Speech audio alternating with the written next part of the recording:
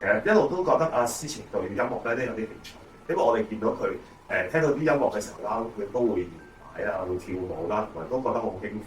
當見到其他小朋友嘅喺度彈琴嘅時候啦，佢都會想望下試下，咁同埋亦都會去想變下個琴。咁我哋都想俾佢試下，睇嚟對個鋼琴啊等等嘅興趣嘅一路。其實家長頭幾堂咧都可以同小朋友一齊入課堂嗰啲嘅，咁令到我好放心啦，同埋小朋友亦都唔會咁緊張。而且老師咧亦都準備咗好多適合小朋友嘅參與嘅活動啦，將音樂嘅知識融入喺遊戲裏邊。咁例如一啲大型嘅好似抱地氈啦，或者唔係聲音嘅樂器，咁小朋友學習嘅時候都會非常之開心嘅，而且會一邊玩一邊會了解音符啦、高低音啊等等。咁一啲基礎嘅音樂概念啦，都會令到小朋友更加易去掌握成個過程。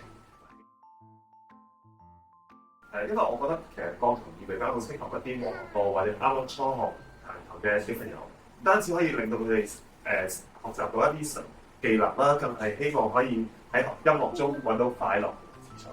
而且呢度嘅老師都好唔單止資歷豐富啦，亦都對一啲年紀細嘅小朋友都特別有經驗，知道點樣去氹佢哋或者引起佢哋嘅興趣。